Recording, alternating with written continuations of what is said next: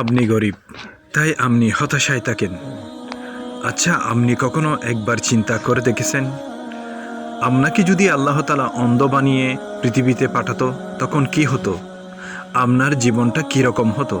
ধরে নিন আপনি একজন পঙ্গু, জন্ম থেকেই পঙ্গু, তখন কি হতো? আল্লাহ তাআলা চাইলে এভাবে পাঠাতে পারতেন, কিন্তু আপনাকে আল্লাহ তাআলা অনুগ্রহ করেছেন। আপনি গরিব হলেও আপনাকে যে রিজিক দান করা হয়েছে তা নিয়ে আল্লাহর কাছে শুকরিয়া আদায় করাটি বড় একটি ইবাদত।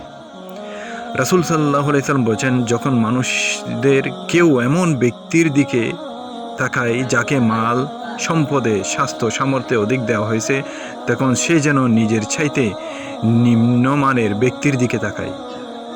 ধনী গরিব এগুলো আল্লাহ তাআলার সিদ্ধান্ত, এতে কারো কোনো হাত নেই। চাইলে আপনি ধনী হতে পারবেন না।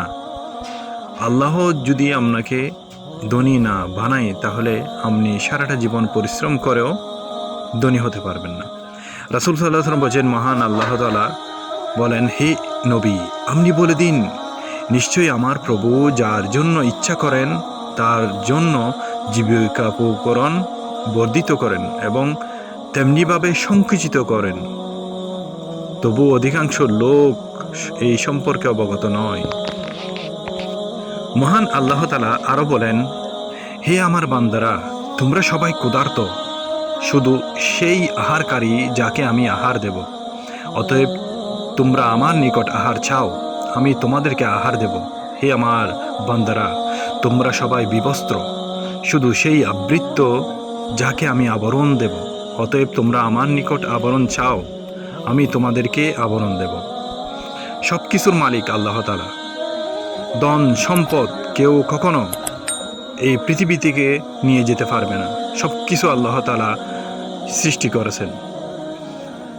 রাসূল সাল্লাল্লাহু আলাইহি ওয়াসাল্লাম বলেন, দরিদ্র মুমিনরা ধনীদের চেয়ে অর্ধদিন আগে জান্নাতে প্রবেশ করবে, আর আখিরাতে অর্ধদিন পরিমাণ হলো পৃথিবীর 500 বছরের সমান। অনেক মানুষকে দেখবেন, তাদের অনেক ধন সম্পদ থাকার কারণে গরিবদের তুচ্ছ জ্ঞান করে, ওদের দান করে না, কিন্তু একবারও চিন্তা করে না ধনী তো তাকে আল্লাহ তাআলা বানিয়েছেন। মানুষকে তো আল্লাহ তাআলাই রিজিক দিয়ে থাকেন।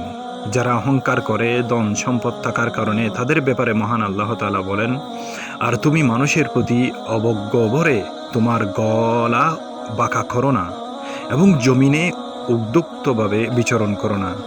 নিশ্চয়ই আল্লাহ কোনো উদ্যুক্ত অহংকারীকে পছন্দ করেন না।